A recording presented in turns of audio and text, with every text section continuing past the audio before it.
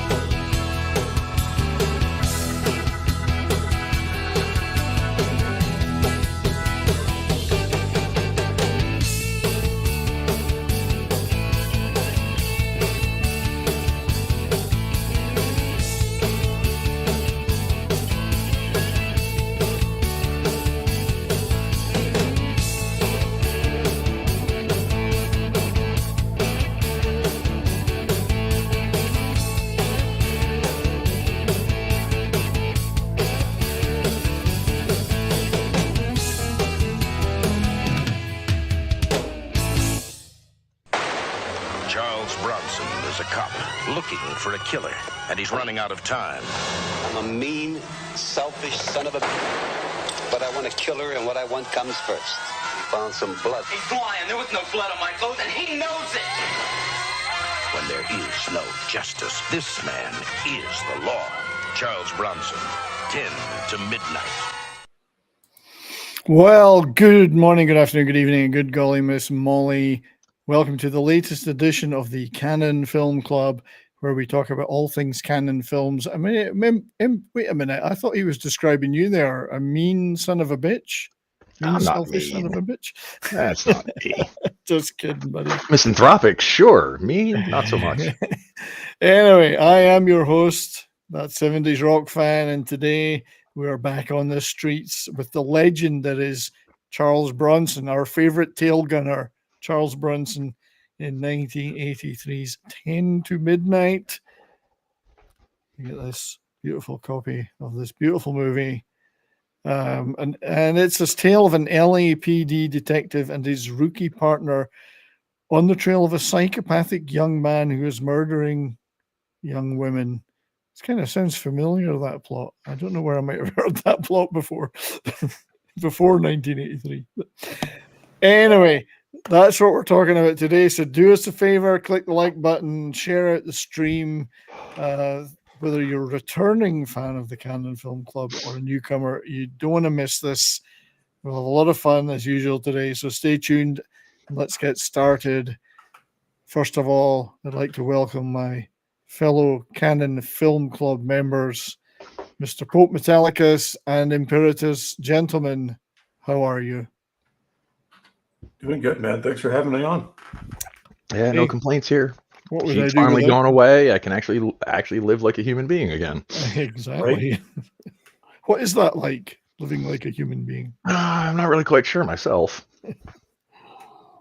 When you think about it, too, there was a greater than zero possibility that during World War II we could have had an aircraft that had a tail gunner of Charles Bronson, Clark Gable on one of the waist guns, and being flown by Jimmy Stewart. That's exactly what could have happened, yeah. With Alan Ladd Jr. somewhere fighting on the ground below them, or Alan Ladd. But yeah, that's someone's just reported this horrible news. It is true. Oh, geez. No. Well, that's okay. James Earl Jones, the great James Earl Jones, has passed away. He was 93, so it wasn't. It was honestly, it was a matter of time at that point. Yeah. Yeah, that's true, but It still sucks. it's Played two of my favorite villains, so yeah, that's okay. So whilst we're here on the Canon Film Club and talking about 10 to Midnight, we will address that one on a video or another stream, I'm sure, to do him justice. But R.I.P. James, thank you for all the memories. Thanks for the great movies. A true legend, a giant. if it wasn't for him, the original Conan the Barbarian movie probably would not have been as good. Yeah, that's right. Yeah. So, yeah. Oh, geez, what a way to start a show, eh? Right. But R.I.P. James. We'll definitely be. This is something that will be talked about a lot. I'm sure we'll be talking about it tonight on Comics Division Monday Meltdown. So, I mean, he's one of the biggest stars in the business. oh, what a gaping void. A guy so good that his most well-known role isn't even his face; it's just the voice. That's right, just his voice. And what a voice it was! What a beautiful, beautiful voice. And a wonderful chap. So, R.I.P. James. Will certainly be paying tribute to you a lot over the next few days, I'm sure. I don't know how to. Yeah, we will do you justice somehow. I'm sure there'll be lots of streams, lots of videos. Just taking that one in. That's a blow. Anyway, 93. Had a great life, great long life. I'd like to say, let's celebrate him. Thanks for all the memories, James. So, anyway, so welcome to everyone that's in the chat. Tim is here. Lord Thoth, that hoser, an absolute hoser. He is here with us. Oh, good going. Hey, over here for donuts. Don't listen to him, eh? He's a hoser. It describes him exactly. Just kidding, Lord Thoth. We love you. Snorty is here. Oh. Our great friend Christian Delorme is also here. Good to see you, buddy. Davina, our great friend too. D-Bod Martin, the Mensch of Wrenches. Good to see you, my friend. And true, Avon lives. James Earl Jones may not, but Avon does. Avon will always live. And if I miss anybody in this, Living Alpha is here. Good to see you, Living Alpha. Monkey Jeebus, Mufasa, exactly. Yeah, well, that's kind of derailed me a little bit, but I have one thing at a time. I'm kind of single-minded, so James Earl Jones, R.I.P. We'll definitely talk about that again in the future, I would imagine. But today we're here to talk about 10. I don't think he ever did a canon movie. I could be wrong, though. 10 to Midnight, which explores themes of justice, vigilantism, try saying that in a hurry, and the shortcomings of the legal system, framed within the context of a police procedural and slasher horror. So it's kind of got moments where it's a slasher horror movie and other moments where it's a standard police procedural. So it's a little bit of an interesting mix, this movie. I actually think it's a great thriller. A lot of tension, extremely well made, well written, with a great team behind the scenes we're going to look at. But it was described by Roger Ebert as a scummy little sewer of a movie.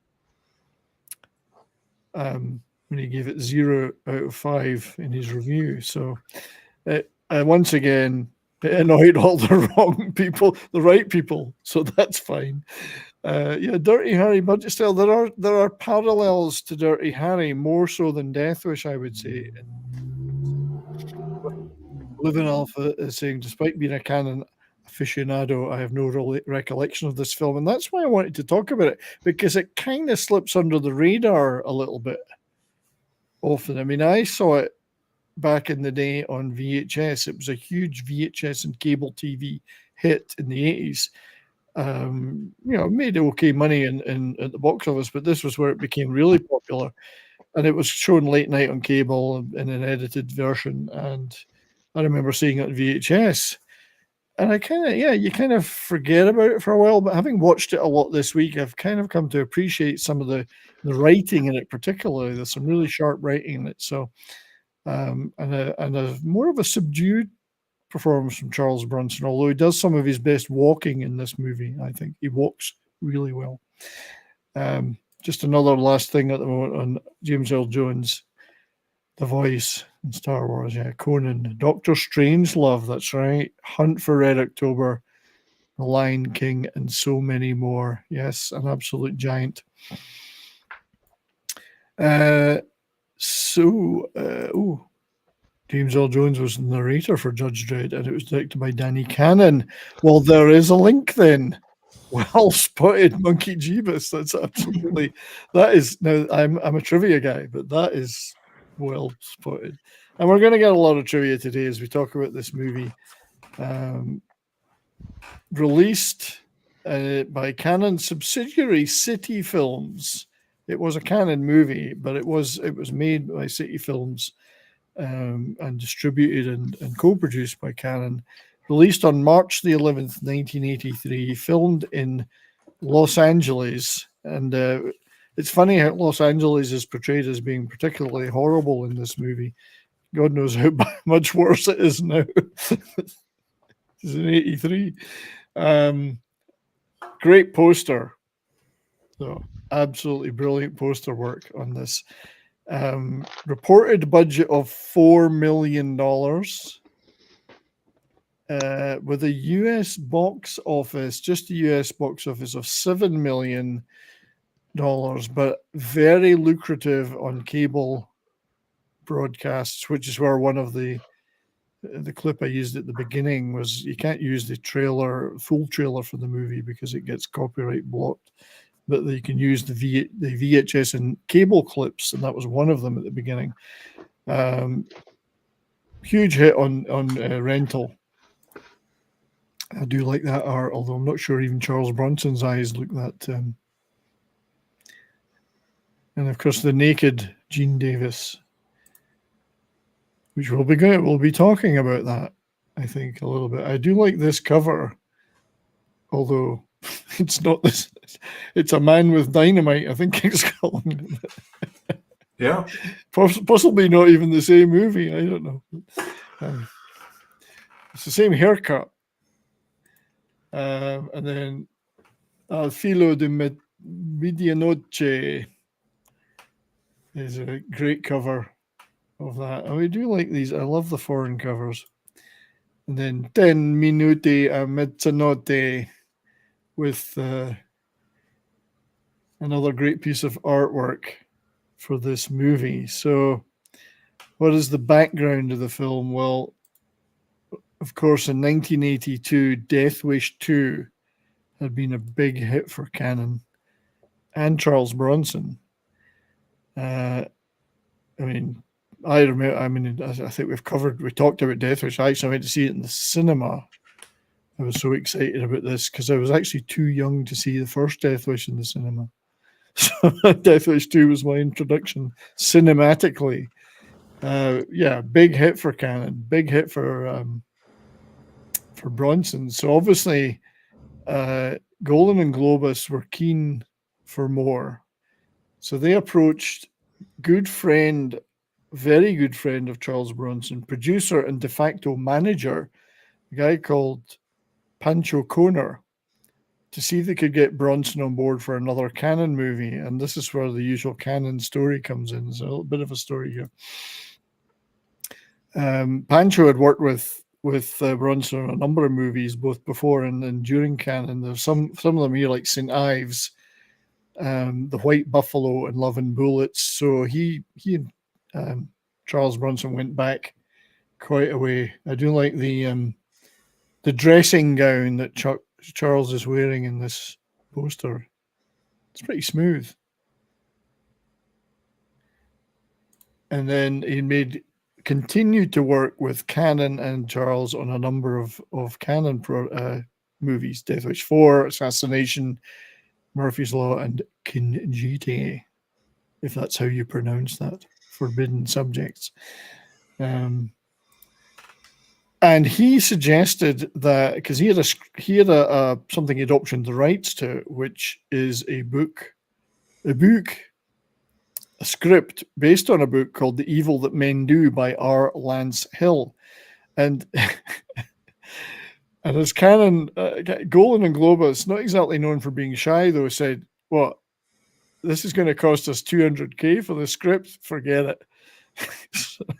So they rejected that, although they liked the name of the movie and they liked the story. They went, "We're not paying $200K for this, but we still want Chuck Bronson. We still want Charles Bronson on board, but we can't do this one."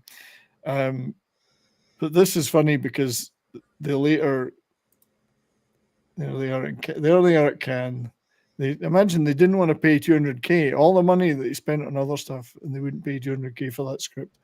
So the actual, later on, this was made into a movie starring Charles Bronson under that name, produced by ITC and TriStar, The Evil That Men Do by R. Lance Hill. So what started out as possibly one movie became an actual other movie, although not a canon one. But Hill, of course, R. Lance Hill, there's a great poster for it as well. It's and directed by J. Lee Thompson, canon and Charles Bronson, director of many movies, but not a canon movie. Hill actually wrote Out for Justice and Roadhouse, which are two great movies. So I must admit, I've only ever seen The Evil That Men Do once, and I cannot remember much about it. So, but he was not a bad writer. However, that was a complete sidebar to 10 to Midnight, because meanwhile, Golan and Globus went to Cannes, as they did back in the day, and they said, we're still going to make this movie. We've got a star, Charles Bronson. We've got a title, which Golan had made up, 10 to Midnight. We have a producer, because Conner said, well, if we're not making this, I'll still produce it, though. I'll still be co-producer. But no screenplay. So they actually went to Cannes and they sold this movie, not Cannes, exactly. They sold this movie, as they did, without a script, called 10 to Midnight. And here's the poster art for that they sold it with. Sold it very successfully.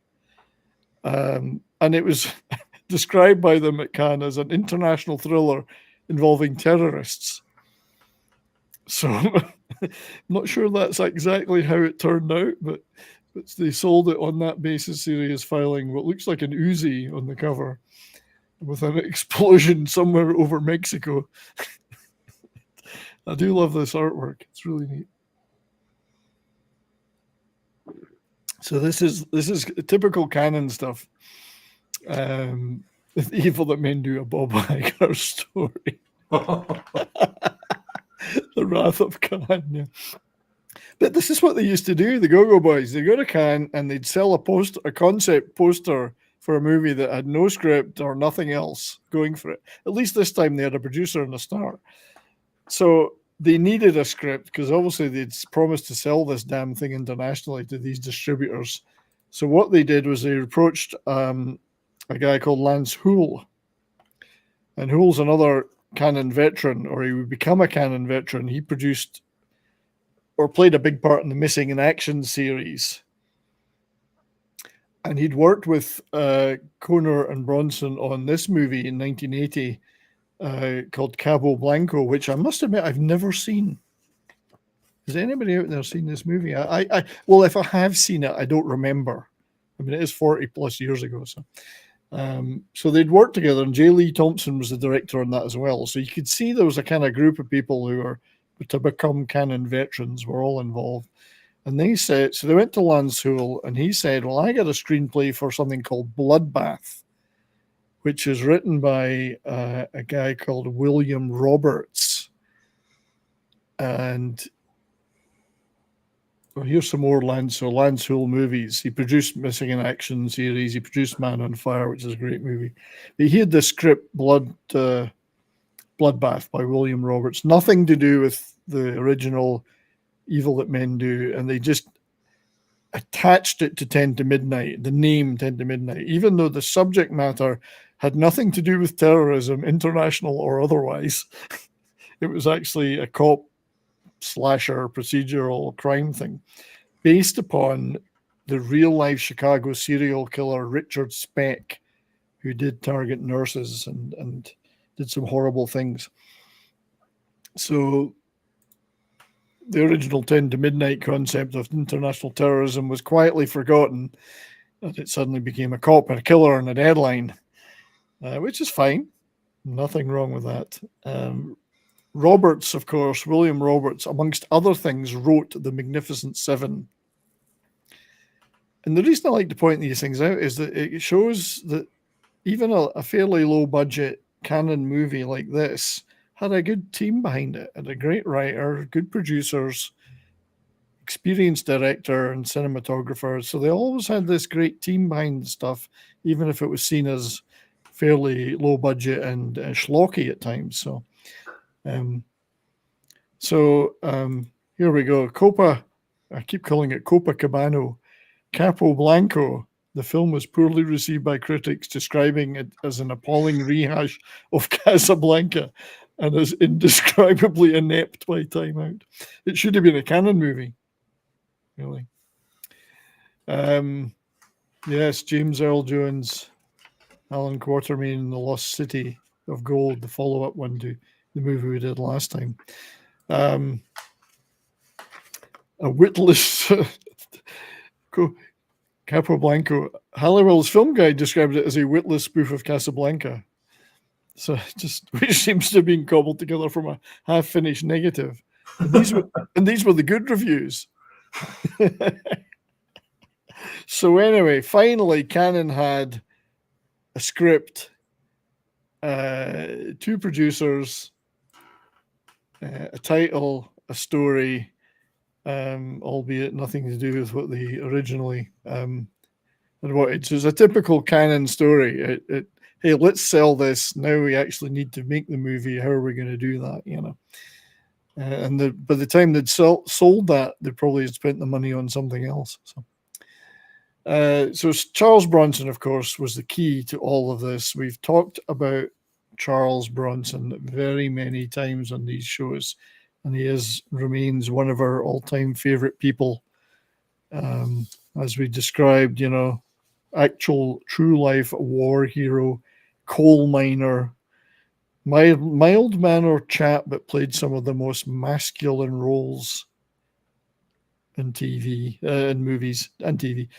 The Great Escape, Magnificent Seven, Dirty Dozen, Once Upon a Time in the West, which I just rewatched recently again, and that magnificent opening scene when he comes off the train. Just force of nature, wonderful, wonderful chap. Here he is with Kurt Russell, about to shoot Kurt. I mean, he's talking to Kurt Russell in The Adventures of Jamie McFeeter, I think that was, or something like that. And he plays in this Lieutenant Detective Leo Kessler. He was a veteran LA cop. I guess he wouldn't be a rookie, so saying he's a veteran is probably redundant. He's LA cop, played by the rules over the years, but now he's fed up with the system, and in a very Dirty Harry-ish kind of attitude, he's tired of the scum getting away with it. In fact, he says there's some great lines in this movie, and this is one of them. Jerry, I'm not a nice person. I'm a mean, selfish son of a bitch. I know you want a story, but I want to kill her, and what I want comes first. No nonsense, straight to the point. I love that whole scene at the beginning because he's doing the one-finger typing that we all do. Yeah. Also, before that, there's a really cute scene with a guy who's a fantasist pretending that he's been going around slashing bad guys. And he goes, we're all full up now. Come back next week. He's not listening to the guy. Doesn't believe a word he says. Snail Messiah has joined us. And yes, R.I.P. James Earl Jones. It's sad day indeed. But anyway, back to the movie. So he plays Kessler, and he has a partner who is played by Andrew Stevens. He plays Paul McCann, who is a younger rookie partner He actually meets him in the movie. He's not working with him at the start, but he meets him at the first murder in the movie. And he's the clean-cut idealist, letter of the law. In fact, he reveals that his father is a sociologist at Berkeley University. And I think even then, Bronson's character looks at him and goes, "And you're a cop?" So, kind of weird, you know. Yeah, Davina's right. It might be slightly less creepy than that. It's still got a hell of a lot of creepy moments in it, though. It's quite and it was at the time. A lot of the reviewers didn't like the violence in it, which is obviously of a very misogynist kind. But yeah, he's the letter of the law guy. He's an idealist, and he becomes at odds with Kessler over Kessler's more ruthless methods. Nothing to do with the fact that he's locking lips with Kessler's daughter, of course. Now, this guy I didn't know. I don't know if anyone recalls an actress called Stella Stevens from the 50s and 60s, but Andrew Stevens is her son. Stella Stevens was in The Nutty Professor and various other films, quite well known at the time. And he was a pretty ugly looking guy who never traded on his looks, obviously, ever. Not ever. I mean, this show cannot be accused of being misogynist. We show semi-naked guys all the time in this. You know, we show our Chuck, we show whoever, you know, we showed them all. He became a major league, as well as an actor, though, a major league producer. He produced the Boondock Saints, for instance. So well done, Andrew Stevens, for that. And also produced things like The Art of War, the wonderful 3,000 Miles to Graceland. If you've never seen that, it's a fun movie. And the whole 9 yards. So he's had some hits as a producer. It was mainly B movies, but there's a few hits. And he had also appeared as an actor in Death Hunt with Charles Bronson and Lee Marvin, which I think was 1981. So tons of TV. I think he was in Dallas for a while, stuff like that. But became a major producer. And if just for the Boondock Saints alone, he deserves kudos. So that's Andrew Stevens, who plays his sidekick, Paul McCann. The villain, of course, is memorably played by Gene Davis, who plays serial killer Warren Stacy, who was apparently the name, they took it from Warren Beatty. Warren Stacy. It was actually this. Oh, Warren Beatty. Well, let's call him Warren Stacy. What they know about Warren Beatty, I don't know. But so, and he spends a lot of he's actually wearing some probably pasted on underpants there because he spends a lot of the movie nude, which was difficult doing stills with. But plays him memorably as this psychotic serial killer, determined once he meets his slimy lawyer to exploit the law as his friend to get him out of this stuff. So before we continue, I'd like to welcome our great friend Christian DeLorme and his Vinyl Revival channel. Thank you for the $5 super chat, my friend. Thank you for keeping the lights on here. Bit of humor on this sad day in the vein of Canon. When Chuck Norris tells a dad joke, orphans laugh. That's yes. Even Chuck has that power. Orphans. So thank you for the $5, so my friend. Let's play a little clip then to make up for that. To thank you for that, let's have what can we have here? Oh yeah, let's have Chuck. As we all know, Chuck Norris is Canadian.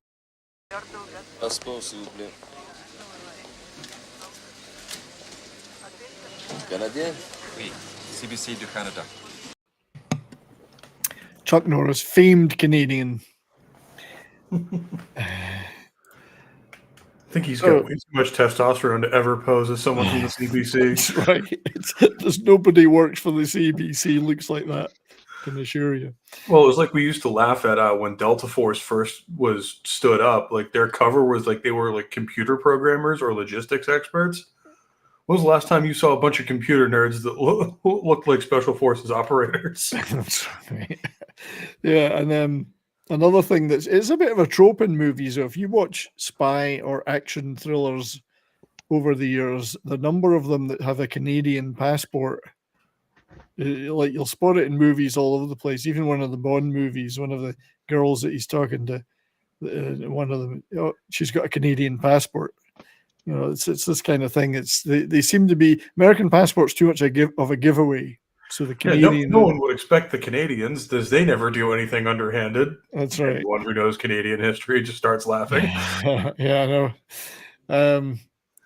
But anyway, he's Warren Stacy is an office repairman by day and psycho naked jogger by night. He's a misogynistic and a narcissistic sociopath who meticulously plans his murders, and he strips nude before killing, believing it prevents him from leaving evidence. Of course, this is pre-DNA days, because that wouldn't work now. I'm wondering how they got away with this. I mean, you can't just copy Gavin Newsom like that and get away with it. Allegedly, yeah. Allegedly. But yeah, he's now. I mean, you wouldn't get now. The DNA would work the other way. You'd be leaving your skin and everything, right? In places. But he strips, and it's quite. There is a couple of interesting scenes how he gets out and covers for that, but he likes to jog around naked when he's doing his stuff. So he couldn't do if see he wouldn't get away with that in Winnipeg. He has to do it in LA. Not for long. You'd soon find out his shortcomings. But he's played brilliantly by Gene Davis. Very cold, detached, unsettling. He also played a great killer in the future canon movie Messenger of Death with Charles Bronson. That's a great movie. Which that always makes you wonder about an actor when they play a little too good of a psychopath. Well, indeed. And another one of his famous roles was in the movie Cruising, which I believe is Mad Martin's favorite movie. Played a cross-dressing police informer in Al Pacino's Cruising in 1980. You can see Gene Davis in the middle there. I make no comment other than that Mad Martin does love this movie. But also in the movie, playing Laurie Kessler, Leo Kessler's daughter, who provides a lot of that personal impulse for him to break the letter of the law, because she's a target. Spoilers. There will be lots of spoilers in this, by the way. She's his daughter, and she's a nurse who becomes a target for the killer. She's entangled in the investigation early on because her friends start to get taken out, and then Stacy sets his sights on her. Her father's very distant and overprotective, but he really comes on board when she becomes a target. Now, Lisa Eilbacher is retired now, but she had a couple of hits, Officer and a Gentleman, and this famous movie, Beverly Hills Cop, of course. She is the one on the right-hand side, just in case you're wondering. But yeah, Beverly Hills Cop, big hit for her. Definitely retired years ago. She doesn't do anything now, but she had her day. And then the fact an actor that I love dearly, we all love dearly, is in this, playing a sleazy lawyer. Dave Dante is Jeffrey Lewis, of course, plays the scumbag lawyer, determined to keep Stacy out of jail by any means, which further leads to Kessler's disillusionment, of course. Morally slippery, I think, is the best thing you could say about him. And I mean, what can we say about Jeffrey Lewis? I mean, we could make entire shows about him. One of our favorite guys. Obviously, big fan of Clint's, big friend. He was in lots of Clint Eastwood movies, memorably, of course, Every Which Way But Loose. And so, wonderful guy. Father of Juliet as well. Father of Juliet Lewis. I'll Live in Alpha as a Lisa Eilbacher fan. How did you miss this film? Well, you don't have to miss it now. You can go back and see it. You get the Blu-ray, 10 to midnight. She's a big part of this, and she's really good in this movie. Really good. So, but Jeffrey Lewis being in it is kind of like the icing on the cake kind of thing. It's just the expressions on his face are just incredible. We'll see later on. We'll do a show about Jeffrey Lewis, just him one of these days, because he's in so much great stuff. Also in it, of course, is the legendary Wilfred Brimley, who I was going to say, pretty much sits behind his desk the entire movie, but I do think you see him standing out in the open ones. So he's not entirely behind the desk. He's getting some exercise. That's like a requirement in any 80s cop movie. There has to be a grumpy old captain who just sits behind a desk all the time and just yells. And then at the very end, you'll see him out there with a bullhorn. That's right. He is indeed the archetypal police captain in this. Sitting behind the desk, grumpy, doesn't shout a lot, but he's very grumpy. It's just like he plays a police captain exactly as you'd expect in an 80s movie. It's like he was a template and he fitted it. I mean, we all know about some of the things like Quaker Oats and diabetes. But of course, I will always have a special place in my heart for Wilford Brimley because of The Thing. His part of The Thing. And I just thinking about The Thing the other day, you never see his character die, do you? No. You never do. You never see him die. You think he's dead. You never see it. There's a whole internet community based around talking about his character. Well, and that's been a trope in Hollywood for a long, long time. If you don't see a character die, they're not really dead. Yeah, I liked his turn as a villain in The Firm. He was in Cocoon as well, of course, famously, and many, many, many movies. But I love it in The Thing when he smashes all the equipment up because he knows he's the one that gets it. If this thing gets out, humanity's screwed. Never mind us. So for all we make fun of him for those adverts, he was a bloody good actor. But behind the scenes, there was obviously a ton of great people in this. I mean, there's the G. Lee Thompson, the veteran director, who went on to do 8 Cannon movies in total, 5 of them with Bronson.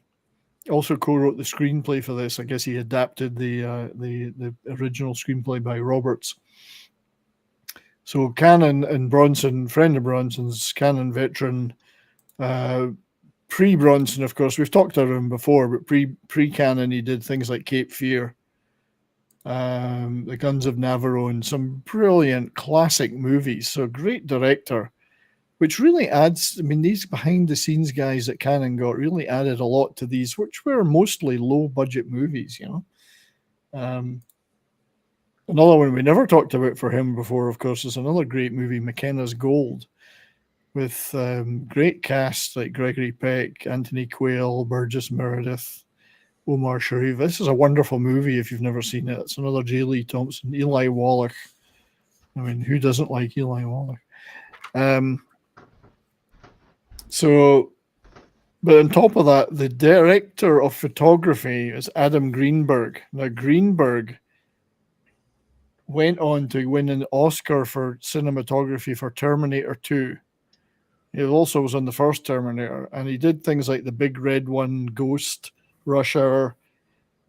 Major league cinematographer. He worked on this movie. He'd worked with Golan and Globus on a number of movies, including some pre-canon stuff like Uranium Conspiracy and Lemon Popsicle.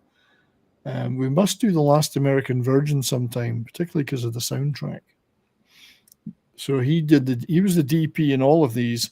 However, his best moment as cinematographer has to be Private Resort, starring Rob Morrow and a young Johnny Depp.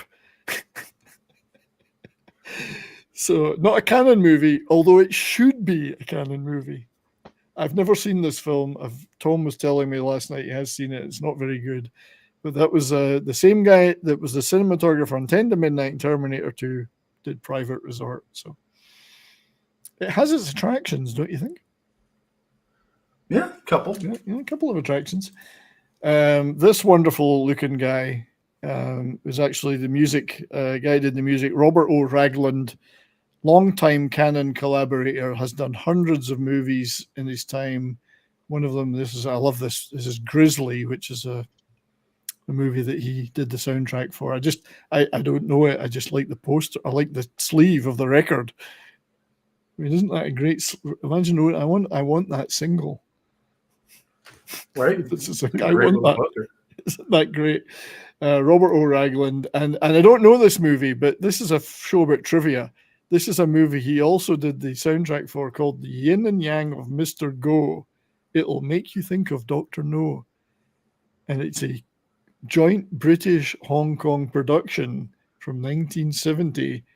I was going to say, when was this made? Because that was about the last time you could get away with calling someone Oriental. That's right. She was an instrument of pain and pleasure. She even took on the CIA, and it stars a young Jeff Bridges, James Mason, Burgess Meredith again, and various other people, and had the music done by Robert O. Ragland. I have never seen this, but I'm desperate to see it now. It just looks so good. Hey, Luke, we can hear you, buddy. Good to see you. Good to see you here, mate. So anyway, this is sidetrack. This again, if Canon had existed in 1970, this is the movie they could have made. Probably anyway, would have jumped at. Yeah, but funnily enough, Robert O. Ragland also worked as an arranger for people like Marvin Gaye, Pat Boone, and wait for it, Dokken. Really? Yes, he did some arrangements for Dokken. I'm assuming orchestral, but so he had a touch of metal in him. A little bit, yeah. But if you look at the cover for Grizzly, he's got a lot of metal in him, really. You know. Yeah.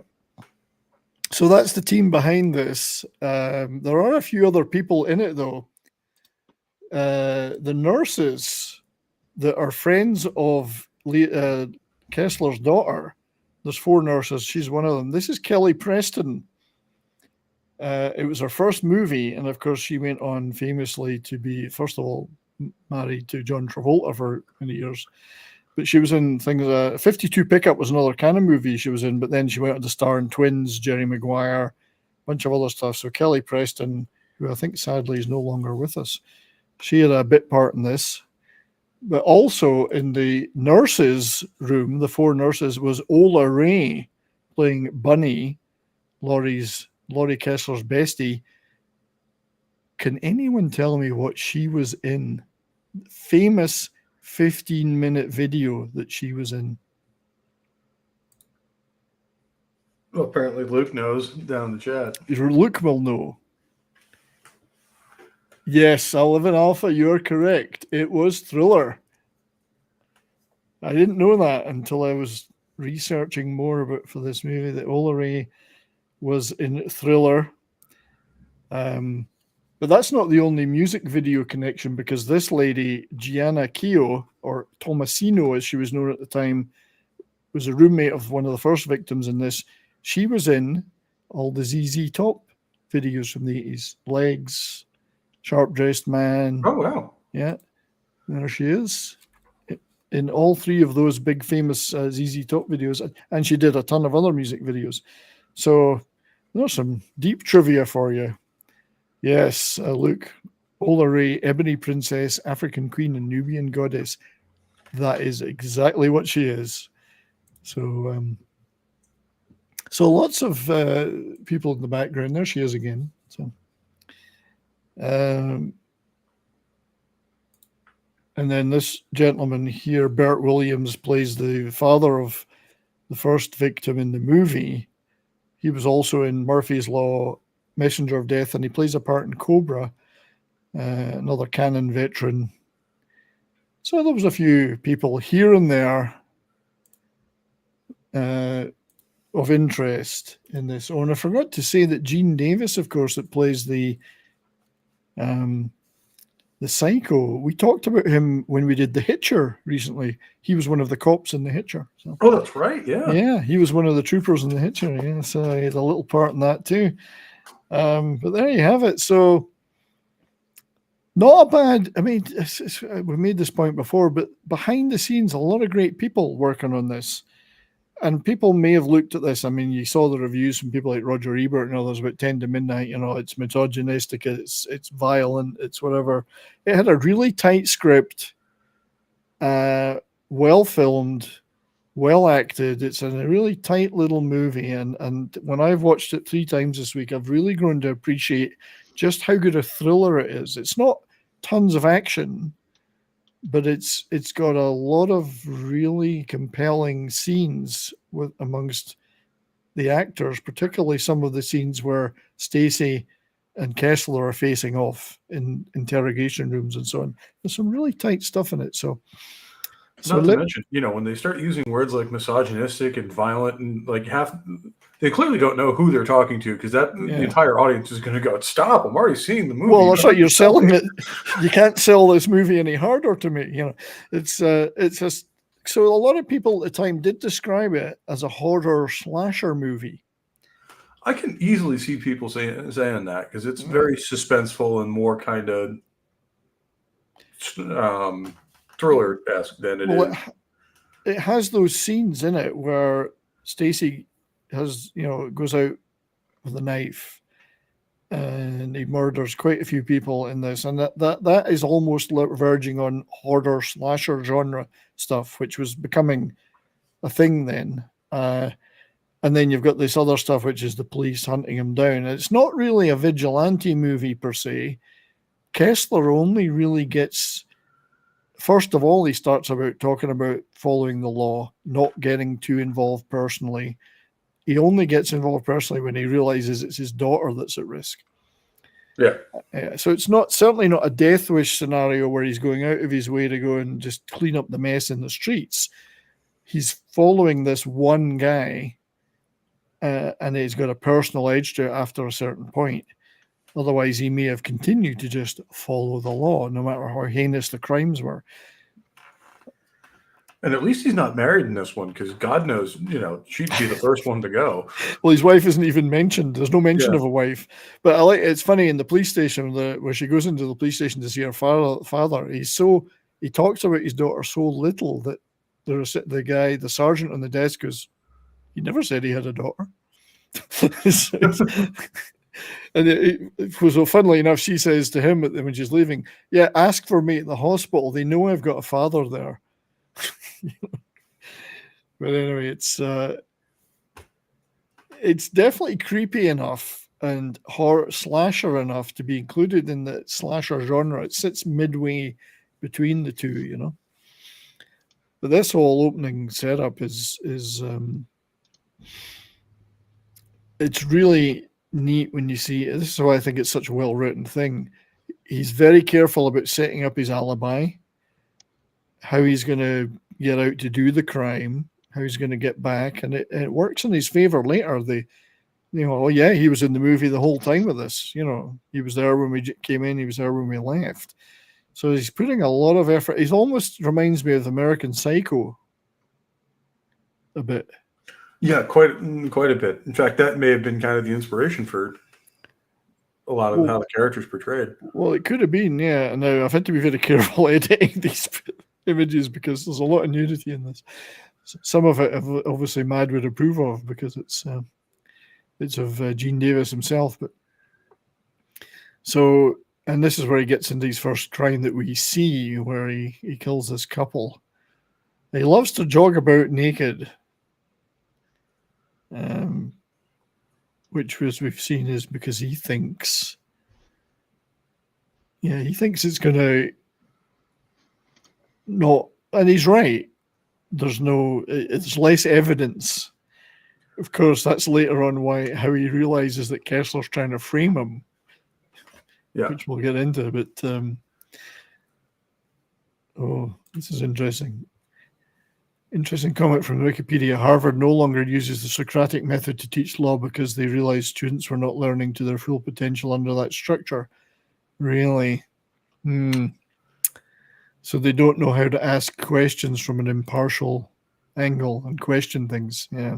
We no longer use the method that is the underpinning of every legal system in the West for the last 2,000 years. Or indeed any system of investigation or even just for personal knowledge. The Socratic method, yeah. Right. That'd be like MIT saying, yeah, you know what? That whole scientific method thing takes a lot of time and is very resource intensive. We just don't do it anymore. Well, let's just say that we all agree on something and that's it. It's over. Yeah, we've come to a consensus on that this is how it works. So this is actually where, when they go out to investigate, Johnson, I think is the girl's name that's murdered. this too, him and his partner here, it's the first time they actually meet. His partner is such a rookie. They've only met right here. Bronson's berating him for dropping his chewing gum in the crime scene, quite rightly berating him. So they don't exactly hit it off, standard cop trope, old veteran, young rookie. They go to check out the body, and this is where you get the there's some interesting stuff here, because the blood type of the girl is AB negative, quite rare, but she also had a dormant hepatitis infection. File that away for future use. Yeah. As another great Scotsman has said, in the business, we call this foreshadowing. That's right, yeah. Indeed, foreshadowing. And this is where we see office boy Warren Stacy at work in this office full of women. Now, this is pre-IT guys. He's not even an IT guy. He's a typewriter guy. Yeah. He fixes typewriters and stuff like that, which I think is quite amusing. I'm just going to check as I'm going, because I do have a few little video clips. I've played one and just make sure I don't miss them. So I'm coming up for the next one. But anyway, he's a bit of a creep round the office. He's tried to date a few of the girls. This is when they find out that one of their girls, the aforementioned Betty Johnson, is no more. And of course, Stacy's hanging around in the back here while this whole scene's going on. In fact, I think this is it here. Betty's dead. What happened? What? No. I can only show little clips, unfortunately, because of the copyright stuff. So he's hanging about in the back all the time. He's at that Senegal. So they have a nice introductory get to know each other chat in the car here. The usual, what brings you to the job kind of thing. And this is where, oh, by the way, I forgot the great quote that was in the coroner's autopsy, where they ask the coroner if there'd been any if there was any graping, and he said no. And then Bronson says he uses his knife as a penis. Yeah, that was one of those lines like, ooh, yeah. Ooh, yeah, Days before mandatory seatbelt laws in this scene. Well, they're cops as well. They do what they want. So this is where the McCann reveals that his father is a professor of social psychology at Berkeley, which is hilarious. I laughed out loud. And of course, even at that time, the reputation of Berkeley and the wackadoodles there, Kessler's like, and you're a cop? Right. Really? And she's just like, you realize I'm his mortal enemy, right? That's right. So this is where Kessler first realizes that this victim, the girl, he actually knows the family, and the girl was a friend of his daughter's. So he's been in the car going, well, you got to keep this stuff impersonal. You're there for information, not personal. Don't get involved. And of course, he comes out of this meeting with this family knowing that it is personal. And that's or at least connected to him. Connected, and it's shattered his view somewhat of all this stuff. Which I thought was quite interesting. We didn't take too long to get to that point, because he's been the one lecturing McCann about impartiality. But she was friends with the victim, his daughter. And then they go and visit ZZ Top Girl here, who does have legs, as we see later. But she does give them some info about various names of people that her friend dated, including one guy that she didn't date but tried to, and he spoke Spanish. Foreshadowing. Also, only at this time in LA would that have been considered rare. Well, indeed. So we go to the funeral, and I like the way this is a well-written movie. They've introduced an awful lot of information in some early scenes. He's at the funeral, of course, being a creep, trying to overhear what the cops are saying, but also takes a fascination for Kessler's daughter, Laurie, I think it is. And he hears the cops talking about a diary, that the girl had, the murdered girl had, that had everything in it she ever did. So he's obviously, oh shit. And then McCann and Kessler start chatting here.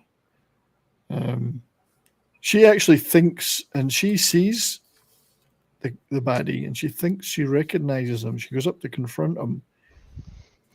And it must be because of her friend, Betty Johnson. I think it was Betty was her name. So she confronts him, like, don't I know you from somewhere? But he's off to try and to get this diary back. Yeah. This implicates him, which is, breaks into the apartment she shared with, I'll keep calling her ZZ Top Girl. Doreen, I think is the name of the character.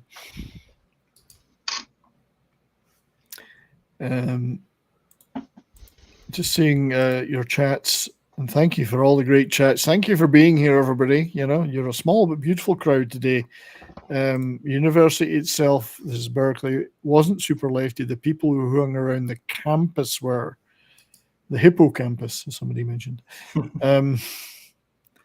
Yeah, Berkeley is funny because there's a lot of great scientists there and various other things. And then there's also these wackadoodles there too. Typewriters are making a comeback. Well, I learned how to use a typewriter as a teenager. Again, it was mainly 2 or 3 fingers. But, the main thing about typewriters was not the difficulty of using them. It was the difficulty of correcting mistakes. Having to use whiteout. Oh, yeah. That was just such a pain in the ass. But unfortunately, Doreen here comes back when he's hiding in the place looking for this damn diary. Does make a nice eggs on toast, though, I have to say. So unfortunately, she's toast herself, and he's now busy looking for this damn diary. Naked, of course, as he always is when he's committing these crimes. Finds a box conveniently titled "My Diary" with a giveaway, but it's empty. What a shame. Because, well, friends, the cops have already got it. And I like that. I like the fact that they're on to him pretty quick in this movie. There's no searching for villain. They're on to the villain pretty quick. It's just a matter of how can they get them. It's that kind of cat and mouse game then. And this is where he kind of reminded me of American Psycho later. He's very tidy, very well dressed, although everything. He's into certain things like kung fu movies and karate, into cinema. He's got all these modern things that he does. It's really like American Psycho. Yeah. But I found myself thinking that at multiple points in this movie, like, this had to be an influence on American Psycho in a number of ways. In terms of the actual killer, I think there is some influence there. And the way they presents himself, Stacy, in this present. But I love the way the two cops work together here. They definitely lead him down certain paths when they're talking. It's not that he isn't aware of that, but the way they ask the questions, expecting certain answers, knowing what's in the diary, of course. And in particular, when McCann sees the poster about the bullfighting, absolutely suckers him into speaking in Spanish, because one of the things that was said about this mysterious guy was that he spoke Spanish on the phone. This guy that's in the diary and that met the girl that got killed. He proves that he speaks Spanish, that he's been to Mexico. So a bit of they suckered him into that revelation, I think, which is pretty clever of them. They do a good job there. Yeah. Oh, well, even at this time, that's not unusual for anyone in the LA area. I mean, LA is only about an hour and a half from the border. Well, true, but I think it's just the fact that they know that one of the MOs of the potential killer is that he did use Spanish sometimes. Yeah, true. It's just one of those things that starts lining up. Yeah. So he's in the diary. He knows the girl. She didn't go out with it. She went out with him once, and he's a creep, and he speaks Spanish, and the person that does some of this stuff speaks Spanish. So the ladies can do stuff now. They couldn't fix their own typewriters, though. God forbid. Just kidding. Yeah, that bullfighting poster was everywhere when I was a kid. Everybody had one of those. Yeah, they were everywhere. Taco Bell, run for the border. I mean, the toilet. Yeah. So, yeah, well-constructed. I mean, she's got a well-constructed sweater, that girl in the purple top. But, it's a well-constructed movie in that respect. But here's, they're saying, well, we saw him at the cinema. He's got an alibi. But McKessler's not buying it. He's definitely focused in on this guy now. And this is, I love this bit where he confronts him with what he found in his house. What's this? This is for jacking off, isn't it? Right. That's like the last thing you ever want to see a detective holding. Just like, oh, dude, come on. Explain this to me. Do I have to? At that point, I'd say, yeah, you got me. I'm guilty. Yeah, right. I'd rather go down for murder than to have to explain that to another grown-ass man. So you just never mention this again, please. Right.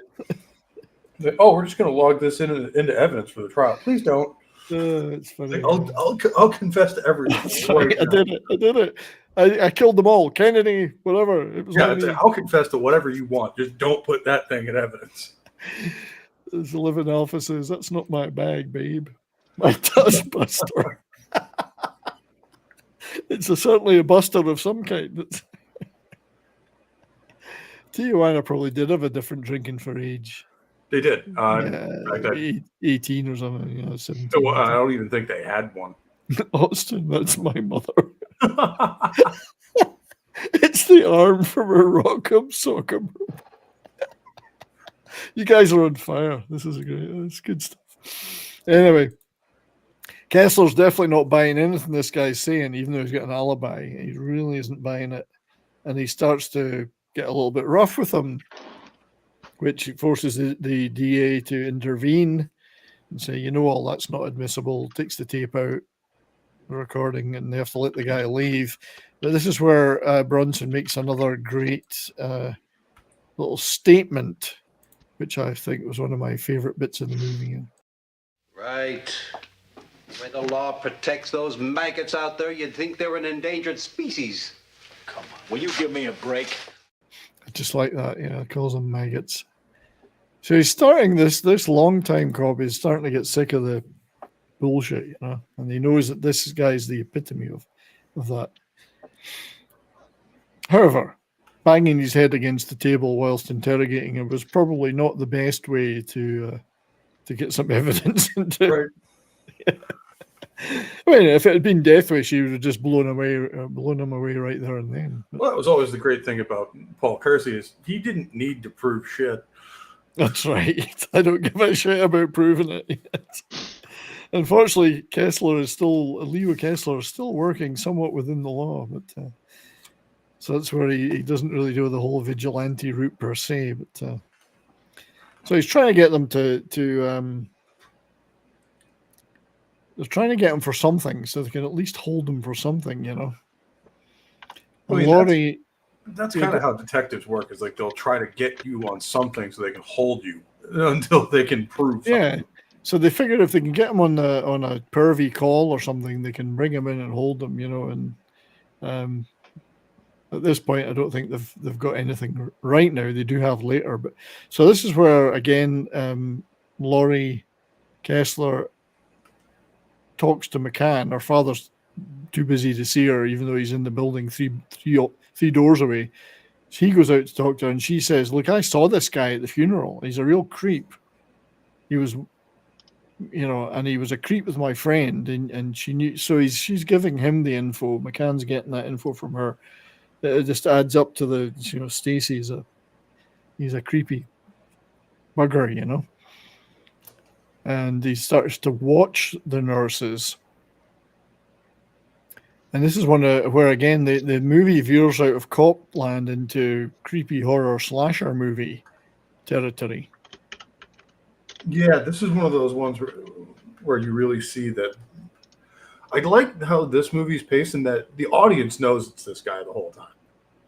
I like that, yeah. I mean, there's no doubt, there's no trickery. Oh, it could be this guy in a twist. You know, we know it's him. We know it's this guy. And all the fun of the movie is seeing when the main character is going to figure it out. Yeah, and of course we're all expecting an arrest, but we'll talk about that later.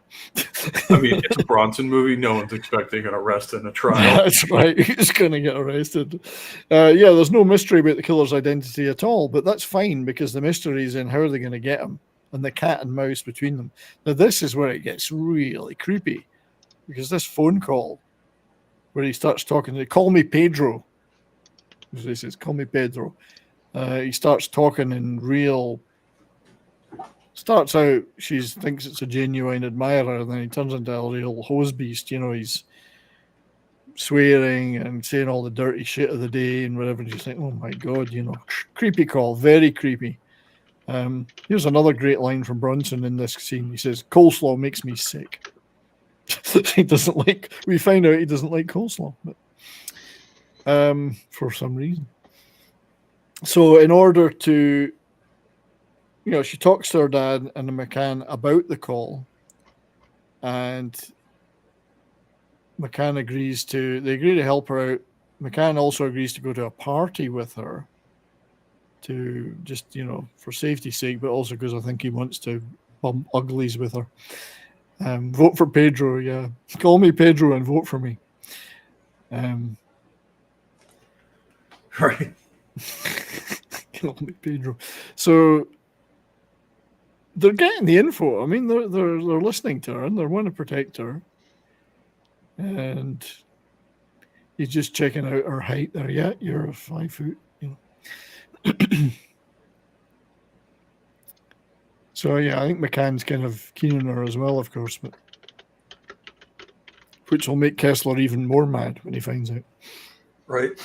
You did what with my daughter? Admire his bravery, if not. That's right. So all this, yeah, it's setting up the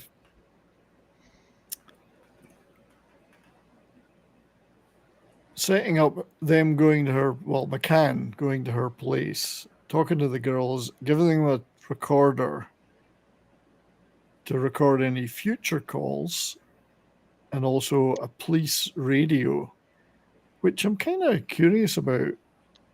The walkie-talkie radio thing, would they really just hand those out like that? I mean, even back then, I have to imagine that would not be something, like you say, you just give to people. Yeah. So it sounds a bit. This is actually a funny scene, though. Before I talk about it, where he's talking about protecting, he goes, "I've got a gun," and immediately the whole party goes, "He's got a gun!" Oh shit, he's got a gun! It just says he said it a bit too loud. It's quite funny. And he can't dance, which is obvious for any cop in the movie. He cannot dance. Yeah, it's a bit. So it's closer. Kessler's cop in this is closer to the Dirty Harry side than he is to the Kersey side. He's still trying to operate within the law, but he's deciding at what point is he going to cross that, and purely because it's his daughter, you know. I think, although he is sick of the whole system, clearly. They don't really emphasize that as much. It's more about the daughter, I think. And then there's this, as you would get at a party, he goes off to start locking lips with her. Yeah. And then he hears some screaming, so he gets the gun out. And encounters a disgusting scene with Mad Martigan. How could Mad let himself be put in such a position? How could Mad be in such a position? DJ Play Nice, thank you for being here, guys, keeping me company on a Monday afternoon. This is obviously perfect Monday afternoon fodder, this movie. But thanks for being here, buddy. But yeah, this here's screaming, and it's not what he thinks. He's clearly never heard that before. Not like the rest of us. Just kidding. Or am I? I don't know. But yeah, that's funny. And I notice, I think he says carry on, but and the guy goes, oh, okay, fair enough. Didn't put him off. Man protected the virtues, yeah. So this pair are getting quite close. I don't think Bronson's Kessler really gets too. I mean, he must know what's going on with this pair. He doesn't really get too hit up about that. I mean, his daughter is an adult after all. I think that's one of those things, like most fathers with their daughters, where they just go well out of their way to avoid seeing anything about that. Yeah. Just on the radio thing, though, earlier on when they're first interviewing Stacey, McCann's radio goes off and you can hear the chatter on it, and he goes, "What's that?" And then McCann goes, "Oh, new technology. We're handheld walkie-talkies for police or radio like that." Let's call them walkie-talkies, not quite that. Were they new? Were probably something like that 82? In the 80s, but probably came in the 70s. Yeah. So it's not like brand new. I mean, I'm calling them they're not really walkie-talkies because they've got more range than that. They're more powerful than that. But I would have thought they would have been around earlier than that. Yeah, I mean, I think our police just started using them in the late 70s. And then by the 80s, they were already using the kind of mobile units in the car. Yeah. Well, I think I've passed a line. There's a line in this. Oh yeah, when he's talking to the nurses. I forgot about this line. He's talking to the nurses and showing them the recorder and the radio. And one of the nurses goes, he says something about scaring them. And she says, "Are you trying to scare the pants? I'm not trying to scare the pants off you." And one of the nurses says, "Yeah, most men try to do that manually." Which I thought was a funny line at the time. Yeah. The funny thing is, I was in the RAF and the military, and military RAF guys and nurses always got on really well. I'll just say that's not just RAF. I think that's every military service ever. Because there was always a hospital full of nurses in nurse accommodation buildings, usually near a military base somewhere. Mm-hmm. Yeah. Probably also led to a sharp uptick in that local area's birth rate very shortly thereafter. Could be uptick or something. But so Kessler's clearly made the decision here to cross the line, knowing that this guy's stalking his daughter and her friends, but they've no evidence to hold him. So he goes to the coroner's office, and gets some of that foreshadowed AB blood with the hepatitis in it. Which is, is a fair. Now, he doesn't know, of course, that Stacey does his stuff naked yet. Yeah. So it's a fair stab at getting him, He does not know that. In the early end of some military careers. That's more likely when somebody hooks up with one of the officer's daughters. Saw that one go down. Yeah.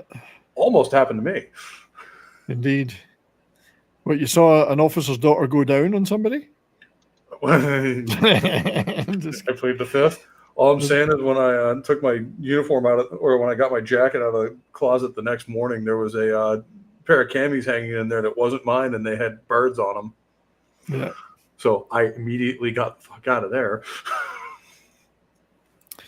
Yeah. So this is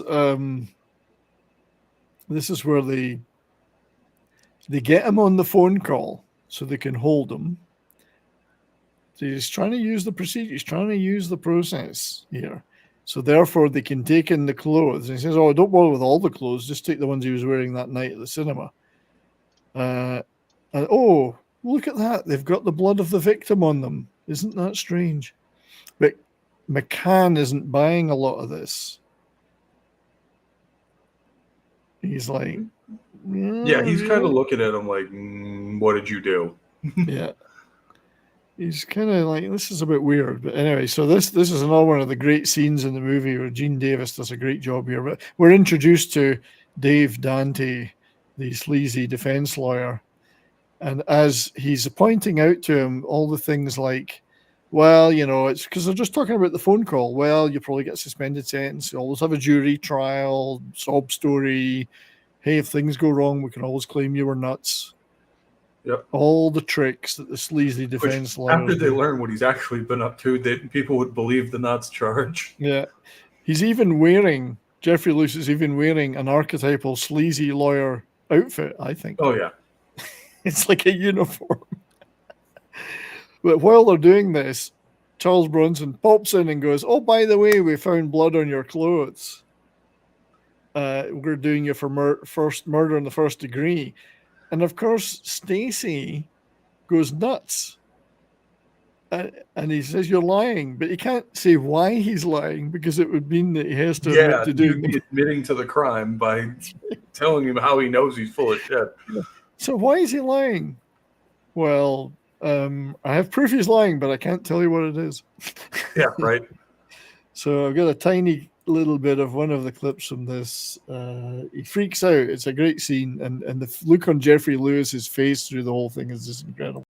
I'm talking to my client. Do you mind? Well, I have something more for you to talk about. We found some blood on your client's clothing. Lying. There was no blood on my clothes, and he knows it. You dirty liars! No! And he loses his cool somewhat. Yeah. I love the look on Jeffrey Lewis's face there when he throws the chair and all. What the hell? Well, it's always, the defense lawyer's worst nightmare of, oh shit, I might be defending an actual lunatic here. That's right, yeah. Doesn't stop him, of course. Well, of course not. The law says everyone isn't. No, so again, he's coming out here and he's Kessler's brushing off the media, but when the lawyer and the DA, when the lawyer comes out, of course, this is fabricated evidence. We're going to prove my client is innocent. Well, how are you going to prove that at this point? That's really the thing. It's just like, oh, yeah. And it's one of those cool moments where, the audience knows it's fabricated. Yeah. The killer knows it's fabricated. The cops know it's fabricated. That's right. Everyone knows it is, but they can't say why. Right. Because as soon as Stacy and the lawyer say, well, he was naked when he killed the girl. Oh, shit. Yeah. Right. And that's just one of those just like, well played, detective. Well played, yes. Now, if he hadn't been naked, of course, he would have even less chance of getting out of this. Because he might have said, oh, well, maybe I did get blood in it. But I mean, as somebody, McCann said later, no, he wouldn't have been so sloppy, this guy, as to get blood on anything. He would have burnt the clothes, he would have this, done that. So McCann's definitely doubting his partner, and the sleazy lawyer, of course, is playing on that. You got to tell the truth. You're supposed to be the truth tellers. He really starts playing on McCann in that respect, because he's a straight shooter. Yeah. It's a great shot of Lisa Eilbacher's legs there, I find. But, so McCann is kind of withdrawn. They were obviously getting close, but he's kind of pulled back a bit now because he knows that he's going to maybe detach from this, particularly given that these doubts about her father. So he goes back again to see the stoned coroner or whatever he is, and figures out that Kessler had the chance to access the blood without the guy knowing. So the debate then is for the viewer: is he going to is he going to stand up in court and have to testify against his partner at this arraignment meeting? And of course, he's in a real dilemma because obviously there's a code between police. It's his partner. He likes the daughter, but he's also a straight-ahead guy. I love that, and this is where Dante's telling his guy, "Oh, don't worry, we can always claim you're nuts, and you'll get off every time with that. Just claim you're crazy." if they find you guilty. Or he risked a Brahma bull injury by going naked. Yeah. So he's really, and he's confronting him. And you know what's funny? Kessler admits it. I didn't expect that when I watched it. I was thinking, I figured he'd feed him some line of bullshit and then just kind of hand wave it away. But no, he at least had the balls to tell his partner, like, yeah, no, that's what I did. Yeah, he absolutely admits it. And just, I want this guy done. I want to get, we know it's him. I want him to be, I don't want the process to let him off. He has to get done for this. However, McCann's admission that he knows that Kessler did it, I guess, causes Kessler to, for the sake of his partner, McCann, to go up and say to the judge, yeah, this evidence doesn't count. So he basically falls on his own sword to protect his own partner. Well, yeah, that's one of those things of he's seeing his partner kind of get blamed for something he did. Yeah. Not because he had any connection to it, but he happened to be standing there when it came out. So he knows if McCann goes up to that stand and says, my partner fabricated this evidence, that he's going to be a pariah in the police force, for one thing. Yeah. He doesn't deserve that because he's not the one that did anything. So his desire to get this guy imprisoned is overcome by his desire to protect his young partner from having to make this terrible decision. Yeah. And then this is where we find out that his daughter is a complete lush. Well, not really, but they both like a drink.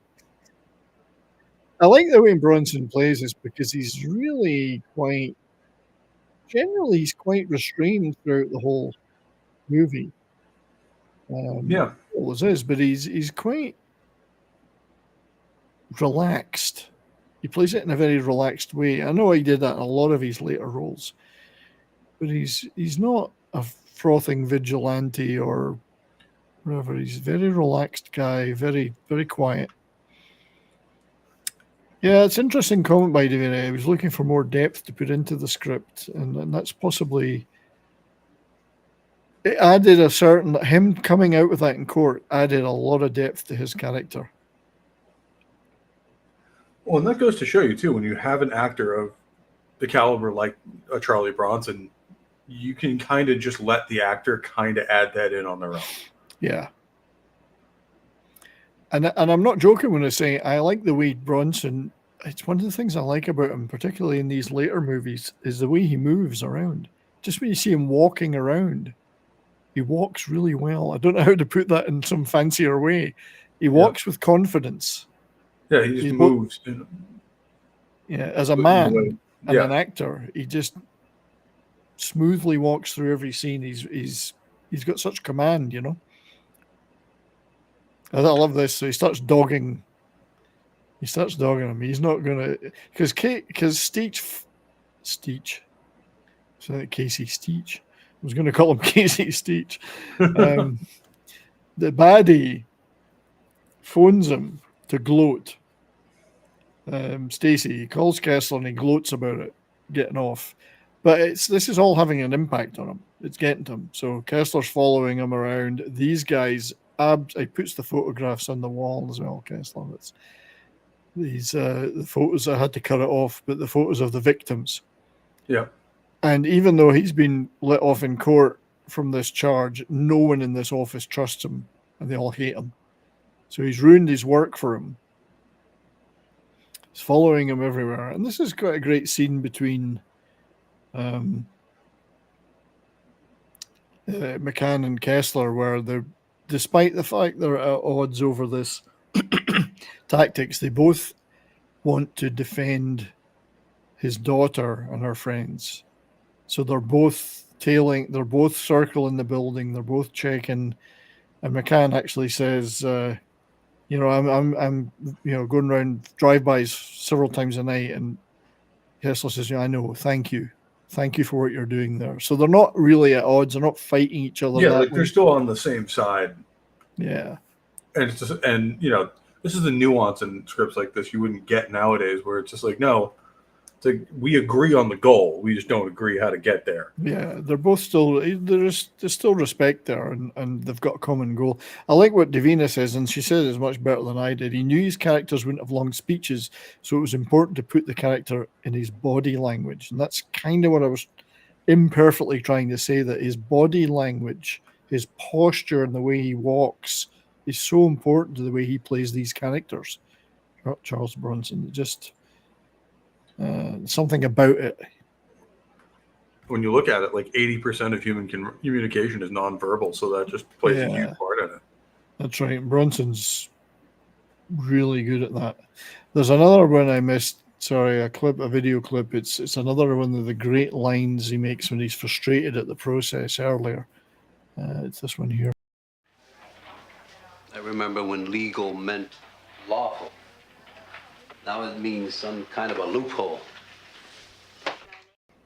Yeah, when the system is now shifted from how do we protect the innocent to how do we protect the criminal, I think is what he's getting at here. So here's this is, I was kind of half expecting to see you in the streets here, Pope, you know, looking for your next girlfriend, but you know, you don't live in LA, so thank God for that. Yeah. This is what it looked like then. And Mad, of course, makes multiple appearances in this scene. But again, he's very clever at setting up his alibi. Yep. And he knows that Kessler's watching him, so he hires a hooker, goes to the motel, drugs her, strips her clothes off out the window, hoping to do what he's going to do before he's found out. But of course, Kessler's not going to sit there. He's going to go in and check it out. Meanwhile, though, now we're back. We slip back into slasher movie mode now. I'm trying to think of what other movies were out in '83 that had covered that ground. There was probably quite a few. So it was kind of making an appeal to that audience as well. Yeah.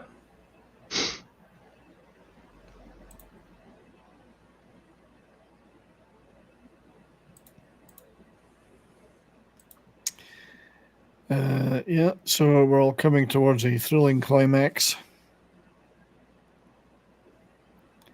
He's going to go after the nurses and Kessler's daughter in particular. And this, I had to cut quite a bit out of these scenes, obviously. I mean, it's an afternoon show. He's really looking for Kessler's daughter in the main. Yep. But unfortunately, the other girls are all in there too. So one by one, he confronts them all. There's some unpleasant scenes. He is a total psycho after all. Yep. But Kessler's on to him. He radios McCann. So they're headed that way. There's a scene actually there, which is the scene coming up with she's hiding, but Ola Ray is in the shower, and they do a very psycho-oriented staging of that. She sees Stacy outside the door in shadow. Yeah. With the knife. It's very that psycho type scene. Oh yeah, I mean that was straight up an homage to that scene right there. Yeah. Now, yeah, Halloween 2. There'd been a few movies that covered that slasher stuff out in the 70s and 80s by this time. So it was trying to also appeal to that audience. I like, Davina, you mentioned a very interesting film that I'd thought of when I was doing the research for this, which was Brian De Palma's Dressed to Kill with Michael Caine. I think it's Michael Caine, dresses as a woman to go out and do the killings. Kind of has a similar feel to this, very much so.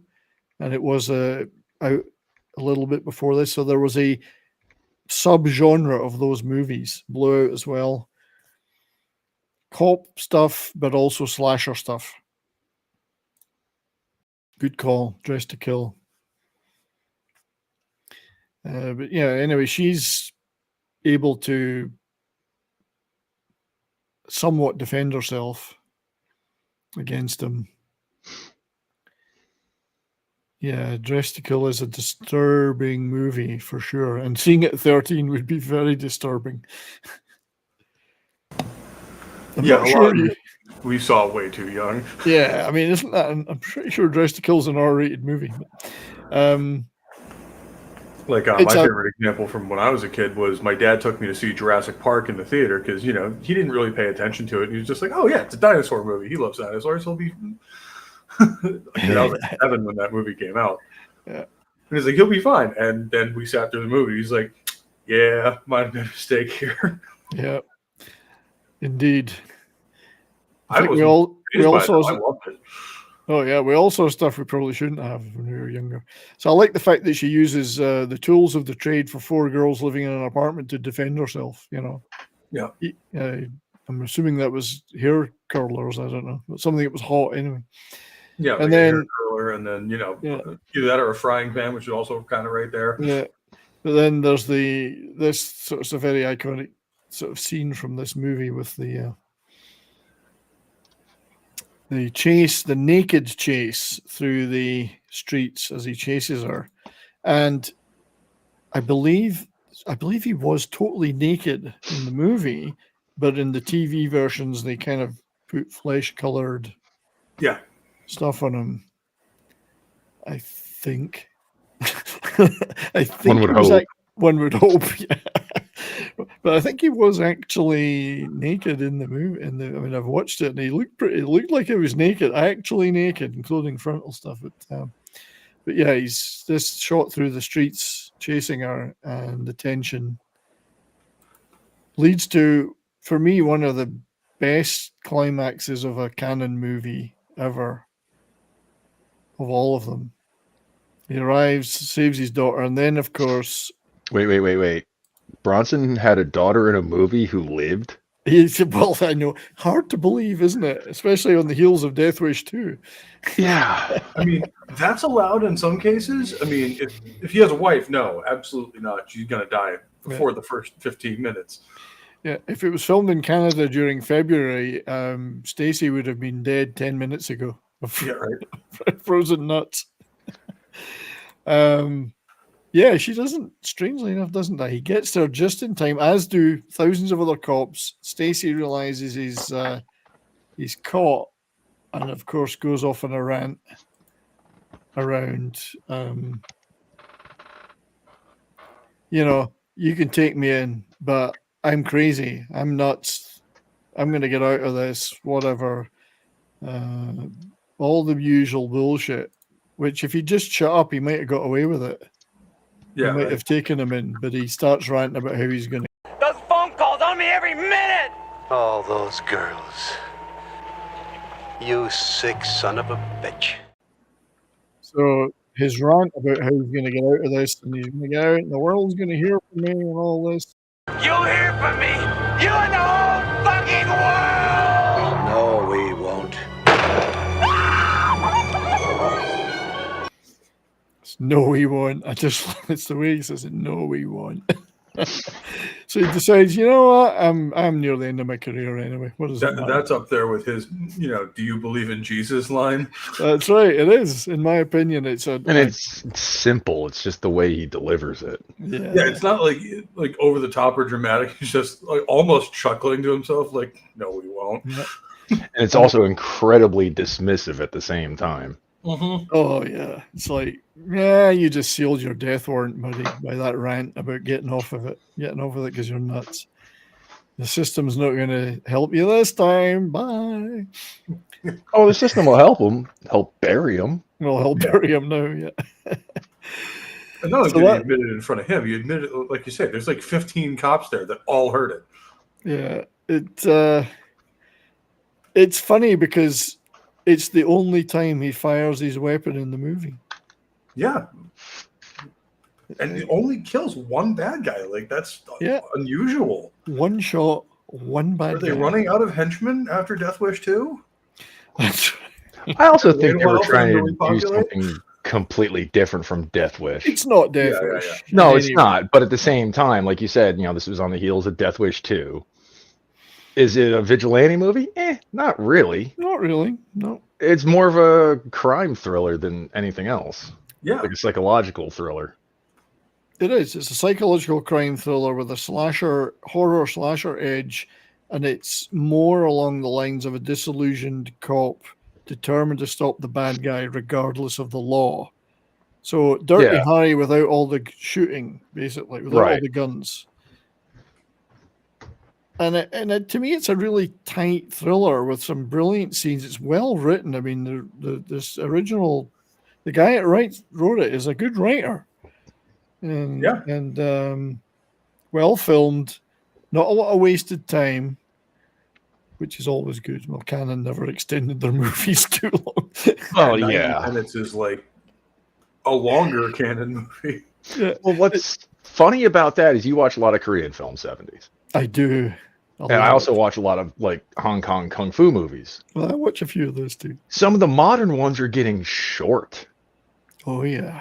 Like an hour to an hour and 20 minutes. Well, now, I don't know if those are like made for cable movies or what. I don't know if it's streaming oriented. Maybe they want them to be just snappy for Netflix. And if you're tight on budget, cutting down the runtime is an easy way to save money and not have to cut back on, props or budget. Well, bear in mind, too, some of these Pope are like, quote unquote, kung fu fantasy movies. Yeah. So they're already using a ton of special effects and CGI. Yeah, your effects budget is going to be most of the production. Probably. Yeah, I'm a big fan of that. I mean, to me, this overlong, like 2 hour, 30-minute movies, I'm just getting bored with that stuff. Just give me 1 hour 35, 1 hour 40, snappy, nothing, no padding. I hate padding. It depends on the movie, too. Like, I absolutely love both of the new Dune movies, but they needed to be that long. Yeah. Whereas if you can get the movie done in an hour and a half and you're just padding the runtime otherwise because there was a requirement for that or something, then I'm not sure where that's coming from. I could explain like why they're drawing out comic book story arcs because they're not writing for the individual issue, they're writing for the collection now. Yeah. But with movies, I don't really understand unless the directors are just getting high on their own supply. Yeah, it's ego. Yeah, more is not necessarily better, especially when it's an action cop thing. Why do you need 2.5 hours for that? You don't. 1 hour 40 minutes is more than enough. 2 hours tops. Yeah, especially if you have a decent story to go with the action. If it's just more of an adrenaline type movie, like an hour and a half. Yeah, so I watched like Don Lee's latest Roundup movie this year at the cinema. Korean, the big guy Don Lee. 1 hour 35, 1 hour 40 minutes, cop thriller, kills 2 bad guys. And the worst example I think I have of bloat is probably the Batman from a couple of years ago, because you could have cut easily half an hour out of that film just with him walking down a hallway for no goddamn reason. Yeah. So I'm a big fan of not padding things out.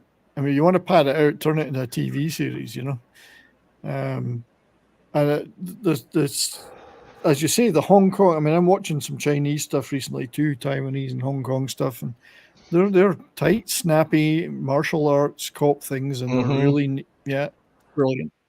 Love them. Next one I'm going to watch is Twilight of the Warriors, Walden, the Kowloon one. Kowloon, that looks really good. I'm sure that one won't be 2.5 hours long. Charles Bronson is not, for the chat are saying lots of interesting things about the ending. Charles Bronson is not one to drag things out. That is true. Davina, I agree. The script in this, I think, was really good. There's some great lines in it. There's some great repartee between McCann and Kessler, between Kessler and Stacy. And there's no grandstanding. People now and stuff say tons of things. This, and it's all exposition. There's none of that. Not really. It's tight. Yeah, there's none of what you see in a lot of anime that tends to, kind of get an eye roll from me, and eventually I'll get bored with it, is, the evil monologue that lasts for 3 episodes. I know, or this one fight that's only 3 minutes long that ends up taking half a season to finish. Yeah. Even Stacy in this doesn't do these huge. I mean, he goes into a rant at the end there, but because he's trapped, but he's not monologuing the whole time about stuff. Yeah, he's just ranting because he lost. Yeah, and neither does this. I mean, Charles Bronson doesn't monologue. He says a few great lines about what he's thinking, but he doesn't monologue at any point. Yeah. This monologue thing now, where everything has to be exposition. Forget that shit. That's bad writing. This is good writing. Chuck made up for the lack of kills with Death Wish 3. That's true. He must have said, look, Cannon, have I got a quota? Right. We'll save it for Death Wish 3. Look, it's been 5 years. I'm sure the minion population of New York has grown back since I left. Oh yeah, Davina's mentioning the movie that I have a copy now of Twilight of the Warriors Walled In, and I can't wait to see that. I'm going to watch it this week. It looks really good. So I may give that a shot because I've kind of been on a kick with that lately. After I finished Space Marine 2, I started playing through Jade Empire again. Oh yeah, you went through the Jade Gate. That's a Chinese reference. The Jade Gate, looking for the pearl in the stamp. So yeah, hang on. I wanted to show more of these chats that people are saying. So Davina, the universe is in balance once more. Once he shoots him, it's true. The other cops look at him like, what? He had a bat on him? He's a pretty good shot too with a detective special. Is that what that was? Yeah, that's Snubnose 38 like that. Right. The effective range on that is like 4 feet. Yeah, because the barrel is like only just longer than the bullet itself or than the round itself. Snub-nosed, yeah. You usually can't hit the they're designed to be nice and concealable and not really get in the way of anything. But thing is, I've shot one and I'm a decent shot. No. The thing is, he was shooting. Maybe he was shooting at his dick, and he hit him in the forehead. Yeah, well, you know. we don't know that, do we? I mean, he's coming right for us. Southport. Yeah, they like kung fu films with the speed Which of the camera. that one shot, it's lucky that this wasn't a Dirty Harry movie. A 44 Magnum at that kind of range would cause a mess. Yeah, couldn't Charles Bronson shoot the PP off a gnat with his pew pew? He probably could. It's money laundering and done under the guise of digital is cheaper, or why not? Yeah, could be. That, I think, is one of the worst things to happen to cinema in the last 20 years is them going from film to full digital because they have this attitude of, fuck it, why not? We'll just shoot it. Yeah. And see what we like. And if we don't like it, we'll get rid of it in editing. So this is another great thing by Davina here, another great quote. Amateur screenwriters don't trust the audience to understand the plot. That's the problem with writers today. They don't respect their audience, and they themselves need everything explained to them. So that's how they write. Yeah. And it shows. It's either they don't understand things without being explained, or they think we won't because they look down on their audience. Yeah. Rather than just, oh no, if we show this scene, the people are going to figure out what's going on real fast. Yeah. There are a few good martial arts films coming out of still coming out of Asia. There's some good Korean ones that I've seen, and some good Japanese, and a couple of good Chinese. There's a few. I get what you're saying. There's a lot of repetition, but there are still some good ones being made. The Pearl's at the top of the Jade Gate. That's correct. It is. Some of us know where that is. The old Shaw Brothers stuff, yeah. And Detective D. Now, I've got the Detective D movies on my watch list. There's like 10 of them that I've seen on YouTube, all of varying quality. This is it. You gotta find the good ones, but the Detective D's are on my list. They're very good. Yeah, I watched the other day because I'm playing Black Myth Wukong, and I'm getting into the whole monkey. And I loved Monkey, the Japanese TV show of the 70s that did that story. Albeit it was a Chinese story. I loved that show. I'm trying to watch some of the stuff that tells you that old Chinese story. So I watched Simon Chow's Journey to the West.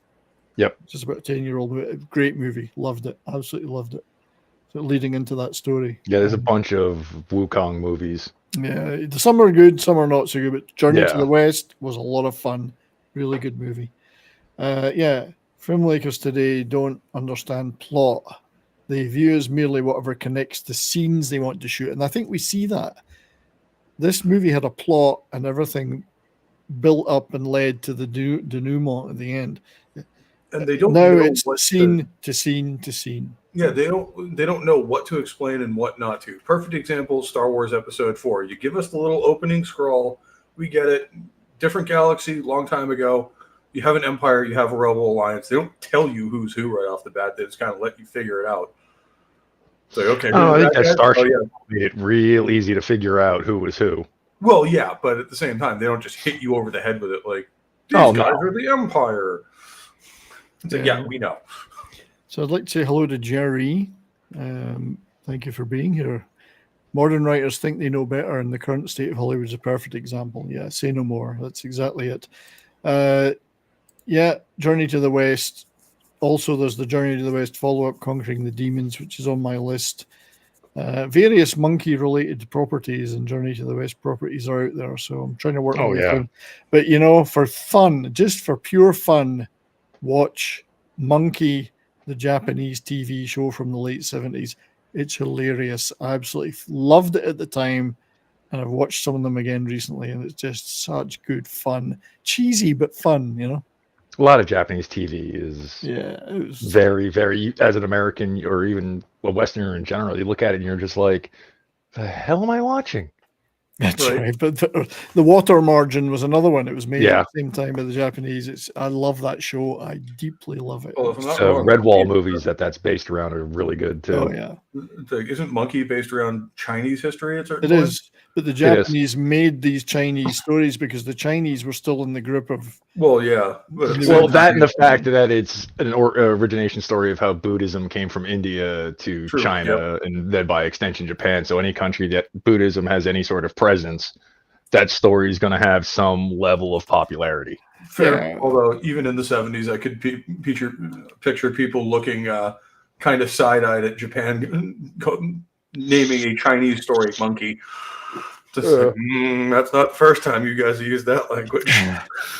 Yeah, well, but the thing is, it's monkey as in an actual monkey. So, but the Chinese in the late 70s were still in the grip of Maoism, to be honest. So they weren't making movies about their own mythology. So it was up to the Japanese and sometimes the Koreans to do that. And the Taiwanese were doing it because China's mythology and their history is absolutely awesome. I love some of their aesthetics, and their mythology is cool as hell. It's great. The old communist governments suppressed that so heavily that it's hard to find it. They did, but they're not doing that now, which is why a lot of Chinese movies, like I watched the Yin Yang Master a couple of times, and they got to be careful because there's multiple movies with that title. But the one from a couple of years ago, it's really good. I really loved it, and that's they love their mythology again, which is great, Well, the funny thing too is I've always said you can tell where a kung fu movie was made: Hong Kong, Taiwan, or mainland. Yep. Is the government a villain? If the answer is yes, it was not made in mainland China. That's right. Yeah, right. But I've seen interviews with people who are kind of been on both sides of it, and the Chinese kind of realized eventually that this is a uniting force for them. Like it's a common cultural thing that they can all point to and go, yes, this is where we came from. Yes, it predates Maoism, but that's something we can all kind of aspire to, or kind of point at as a reference point. And they kind of needed that. Indeed, but there's still, even mainland China, there are some good movies coming out of there again. And they also figured that Western people will buy it because it's not something we get at home. That's right. I'm a lover of their mythology and the culture of Asian countries like that. That's why I love Korean stuff so much. Hell, I know more about Korean history now than I do Scottish history. It's ridiculous. Right. I watch so many movies now. I mean, other than the William Wallace period, was there really anything exciting going on in Scotland? Rob Roy, maybe the other period. Depends how keen you are on sheep. Really? Men chasing sheep and hitting each other with sticks.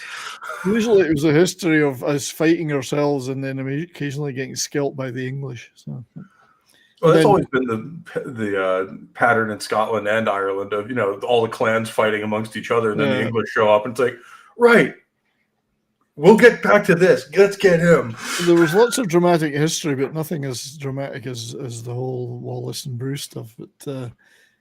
But yeah, I'm a big fan of Korean stuff, and just I like their barbecue. So there's that. That too. Yeah, true as well. But their movies, I'm going to see one at the end of this month. The Executioner. It's the Veteran 2. There was a movie called Veteran 10 years ago, big hit with Hwang Yong-min. He's a great actor, and finally made a sequel 10 years later, and it looks kick-ass. So I can't wait for that. Anyway, I might do an entire show about that kind of stuff we just talked about. We should do that. Yeah. Our favorite Asian content. So, well, thank you guys for being here on this intimate Canon Film Club about 10 to midnight. Pope, my friend, any final words and anything you'd like to promote? Well, I mean, I didn't remember this one off the top of my head, and I think I kind of think it's underrated now because it's got a lot of really interesting elements to it that you wouldn't expect from your typical Canon movie. When you see that logo, you're like, okay, it's going to be a cheap, fairly well done action movie, but that's not what we get here. And I think that's a really cool thing, especially once Charlie Bronson's involved. It's like, okay, it's going to be an action movie, but no, he can actually do other things. Yeah, people may have gone into expecting Death Wish 2, and it wasn't. It's something different. Yeah.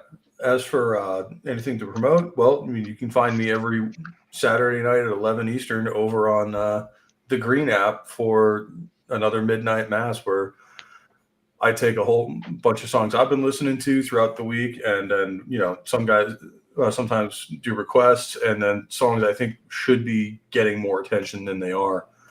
And then we just do like a 2-hour radio show with it. So hopefully you guys will join me for that, because we have a lot of fun. And give ourselves some hearing damage on a Saturday night. If I can stay up that late. Right. Well, I mean, especially once hockey season starts, you guys have Bourbon and Boarding on at the same time. Well, then I can come over because I'm still up and I'm half pissed. So. Right. No, those are good shows, mate. Yeah, you play some great stuff. Absolutely. And yeah, I got to give you some more stuff to play to corrupt your said listeners. Yeah, well, hey, this time I put some Emperor and a couple of Vatain in there. Nice. Cool. Emperor, well, indeed, Imperatus turned me on to them. So, Imp, my friend, thank you for being here. Anything you'd like to plug? As far as plugs, I won't be on YouTube again, more than likely until Friday. Brahma's not doing a gaming stream tomorrow night. He's going to be watching the debate. Yeah. So I don't really. I'm a political-minded person, but I don't give a fuck at the same time. Yeah, me right. Either. We just like to hang out and chat. And Friday night I'll be on the Ascendant Art podcast, more than likely, hanging with those guys. Make sure you subscribe to not only that, but the Ascendant Arcade. Me and Slender Dad have been recording stuff, and he's been putting up the clips from that. We got the one show going called Chilling and Drilling, which is us playing Deep Rock Galactic. Nice. And next month for the spooky season, we'll be probably playing a lot of Phasmophobia. Okay. And got a few other things lined up. I'm trying to hook him into Stellaris since it's on sale. Oh, no. Why would you do that? Oh, man. Yeah, well, you know me. I am the ruiner of things. True. Destroyer of worlds. So other than that, that's going on. And all right. Well, we'll be hanging out again later this week for sure. Oh, yeah. You're a regular on there at this point. Indeed. I like to be regular at my age. So as for me, obviously the channel we're doing pretty well, almost at 1780 subscribers on YouTube, over in Rumble, where Lord Shax has been hanging out, and thank you for Lord Shax for doing that. Although I'm not sure the show has been working properly over there. I think the whole Rumble show might have been going on and not working. Oh no. Oh dear. So my apologies to anybody that was in Rumble. But, oh no, it's working. I can say, thank God for that. That's a whole 2 hours of nothing over there. But Lord Shax has been hanging out there in the chat. Good to see you, Lord Shax. Thank you for being there. yeah, the channel both on YouTube and Rumble is doing pretty well. As I say, nearly up to 1780 subscribers. We have memberships. Anyone that has a membership, thank you for that, because these help support me in my old age, my decrepit old age, so I can keep doing this stuff. But if you're new to the channel, we do lots of great live streams about various topics: Canon Film Club, Cult Comedy Crew. We do music stuff. We do science fiction movies. I also do videos on things like, well, you can see my latest one there, Tokyo Swindlers, Japanese show, Underlooked album series. The last one I did was Jeff Lynne's Long Wave. Various Korean movies. I'm a big fan of Korean movies and TV shows, and just a ton of stuff like that. I'm a real schizophrenic, lots of different things. And it's things we love, and we love to talk about things that we like. So lots of positivity here. So check that out if you're new to the channel, subscribe and all that good stuff. And thank you for that. I'm just off to have some dinner and watch the remaining 2 episodes of a Korean show called No Way Out, The Roulette, which I've enjoyed immensely. So when I finish those 2 episodes, I'll be making a video about that. Next week's show, we're going to go back to music, and we're going to talk about a band that we haven't really talked about on It's Only Talk and Roll in detail, the Rolling Stones, but not the whole of their career, because that would take forever. I want to focus in on possibly my favorite album of theirs, Beggar's Banquet, and that era of the Stones, which I think is possibly their peak era for me. So we're going to talk about that next week, when they became a real rock and roll band, and set the bar for what a rock band should be in attitude and demeanor and other things like that. So yeah, Beggar's Banquet is the subject next week, and then the week after we will be talking about John Carpenter's Dark Star movie, which is one of my all-time favorites. And then after that, the delayed Cult Comedy Crew on hockey show Shoresy. So the month is mapped out. Hope we'll see you here for all of those. Thank you, everybody, for being in the chat. Thank you to D-Bud Martin and Davina for doing all the modding. Appreciate it very much. But the chat, you've all been great. Appreciate you all very much. You said so. You're on fire as usual. Thank you for all your support. It means a lot to me. And hopefully you've all had as much fun as I have today. If you've not watched this movie, go get it and check it out. It's one of the best canon movies. I think you'll enjoy it immensely. So anyway, till next time, take care and keep on rocking.